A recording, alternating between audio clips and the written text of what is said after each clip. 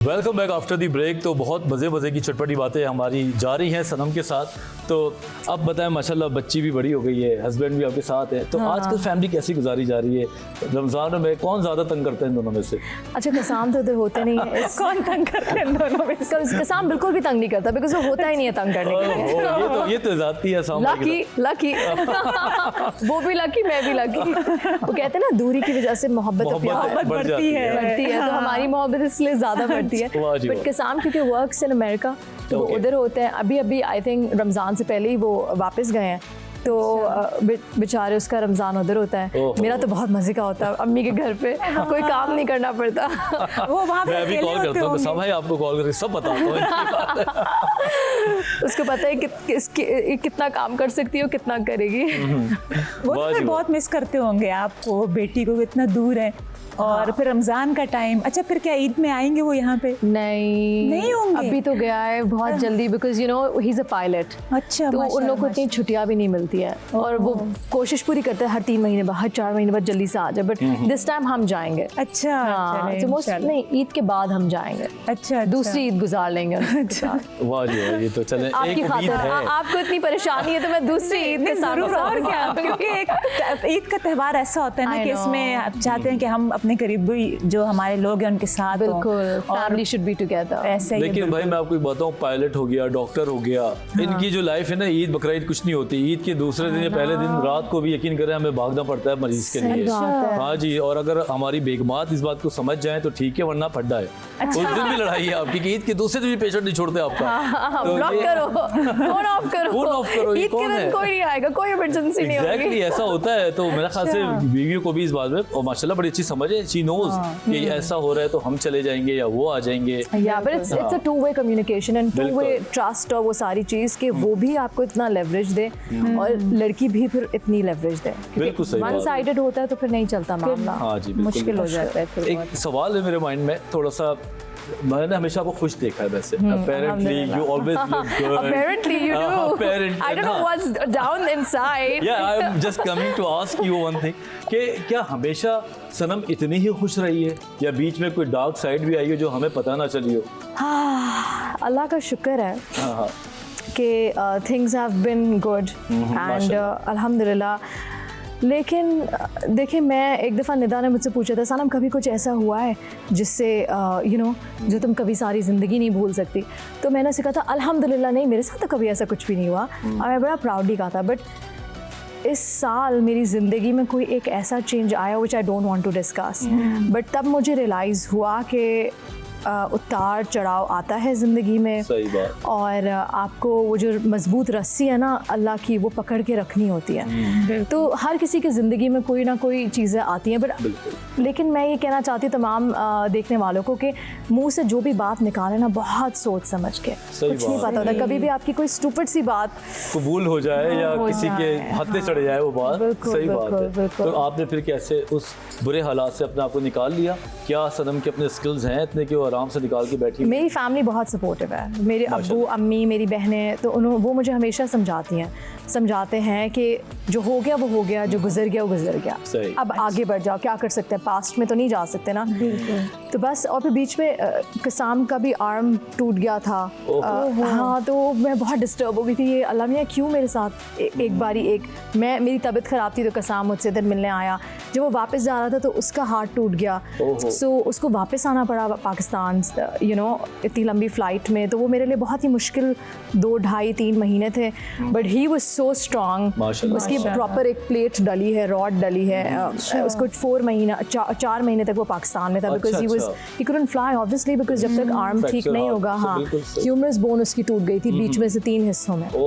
तो वो मेरे लिए बहुत मुश्किल वक्त था, बट अल्लाह का शुक्र है। फिर then I kept myself busy, मैंने काम स्टार्ट कर दिया, मैंने कहा निकलो इन चीज़ों से। तो मैं उस किस्म की इंसान नहीं हूँ वजात जो चीज़ को लेके बैठ जाए और रोने शुरू हो जाए। मैं I get out of it, I come out. मतलब आप हमेशा आगे बढ़ने को तरजीह देती हैं कि जो हो गया बस उसको छोड़ दो, अब क्या अफसोस करना, आगे बढ़ते हैं। अच्छा सनम जी, आप थोड़ा ये बताएं कि बचपन की कुछ यादें होती हैं जो बंदा जब कहते हैं ना इस उम्र में मैं भी हूँ तो मैं सोचती हूँ कि वो मेरी बचपन की यादें, जिस तरह हम बाहर सहेलियों के साथ खेलते थे, गुल्ली डंडा खेलना, मैं तो आज भी खेलती हूँ और मुझे तो मौका मिलना चाहिए, गरम खेलना। और मैं तो खैर खेलती थी मैं। हाँ, बंटे भी खेलती थी मैं तो। क्या ये जो वो नहीं होते मार्बल्स, हाँ हम उसको बंटे बोलते थे, तो वो भी हम लोग खेलते थे। तो आपकी कुछ हैं इस तरह की यादें?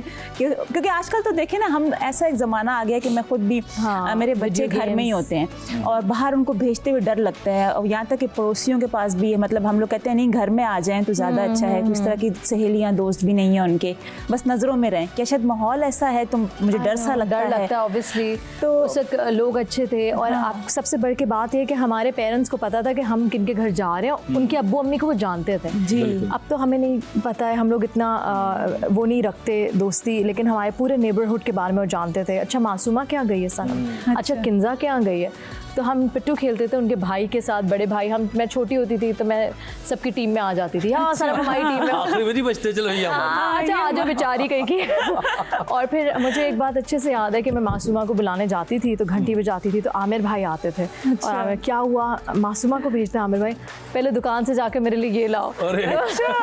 हमारी दुकान बिल्कुल सामने थी तो मैं उनकी जो भी लिस्ट थी ना वो कि मुझे ये चाहिए वो तो मैं लेके जाती थी, मैं ले आई। ऊपर से आई थिंक वो कुछ वो चाबी नहीं, वो बास्केट में डालती थी, फिर मासूमा आती थी। आमिर भाई ने मुझे बहुत लूटा है। आमिर भाई अब्बास भाई दोनों में से कोई एक थे। बहुत मजे की बात है। ये ऐसी बात है ना, कोई बेसिकली हर जगह आप डिस्कस नहीं करते। नहीं ये बात आपने बड़ी बताई हमें, बिल्कुल वो बचपन वाली बात। एक सवाल मेरा रह गया कि आपको देख के मुझे थोड़ा सा स्पोर्टी फीलिंग्स आती हैं कि आप कोई ना कोई स्पोर्ट्स में भी होंगी, तो कभी जिम वगैरह गई हैं या कोई ऐसी चीज जो आप करती रही हैं? तो मैं बहुत गई हूँ, जिम वाले परेशान होंगे कि यार ये कुछ हो क्यों नहीं रहा। नहीं ये वो लोग हैं जो जिम में कॉफी पीने जाते हैं। नहीं, ये वो लोग हैं जो जिम जाते हैं और अच्छा। इतनी मेहनत करते हैं, 2-2 घंटा वर्कआउट करते हैं, फिर घर जाके अच्छा खासा खाना खाते हैं। वो सारी चीजें जो ट्रेनर मना करते हैं ना, ये नहीं करना, फ्रिजी ड्रिंक नहीं पीना, वो जाते यार आज इतनी मेहनत की आज हो जाए, तो वेट उधर का उधर रहता है। बट जी मैं नेशनल स्विमर रह चुकी हूँ, मैंने पाकिस्तान नेवी को रिप्रेजेंट किया है। जी एग्जैक्टली।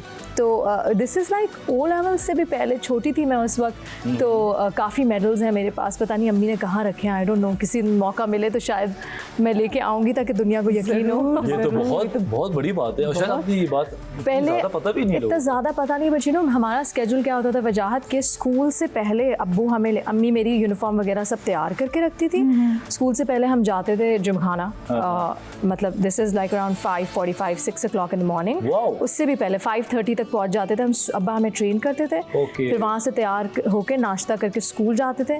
स्कूल से वापस आते थे तो बाटू अंकल के पास स्विमिंग के लिए जाते थे, शाम में कारसाज जाते थे स्विमिंग। मतलब इतना मेरे अब्बू को, हमारे अब्बू ने ना सारी बेटियों को लड़कों की तरह ट्रेन किया है। स्विमिंग, हॉर्स राइडिंग, बैडमिंटन, मतलब हर चीज, सेलिंग, हर चीज कराई है ताकि कहीं रह ना जाए। इंटरेस्टिंग बात है, इस पे तो हम कभी डिटेल में मजीद बात करेंगे। बिल्कुल। अच्छा मेरा एक सवाल आपसे इंटरेस्टिंग सा है। अच्छा मेरी बड़ी ख्वाहिश होती है कि जिस तरह वो एक जेनी लैम्प है ना, अगर मेरे पास आ जाए तो मैं अपनी ये विशेस पूरी कर लूँ।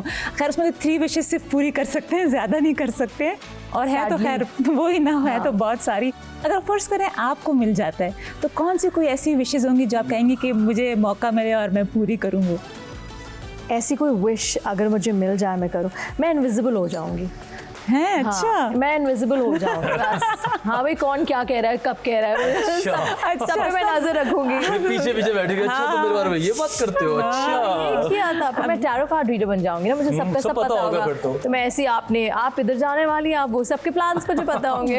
एक विश में ढेर सारे विश पूरी करने जा रही है, कितनी क्लेवर जवाब। अगर ऑनेस्टली अगर मैं सीरियसली बात करूँ तो मैं चाहूंगी कि हमारे मुल्क का निज़ाम बेहतर हो जाए। कोई ऐसी विश करूंगी, कोई ऐसी जादुई या कोई ऐसी मैजिकल पावर हो जिससे सारी पॉवर्टी ख़त्म हो जाए, जो लोगों के पास नहीं है, और यू नो सब लोग बैलेंस हो जाए, अमीर गरीब फ़र्क ना हो, बस सब बैलेंस हो, सब खुश रहें, सबके पास खाने पीने का हो, सबके बच्चों को अच्छी एजुकेशन मिले।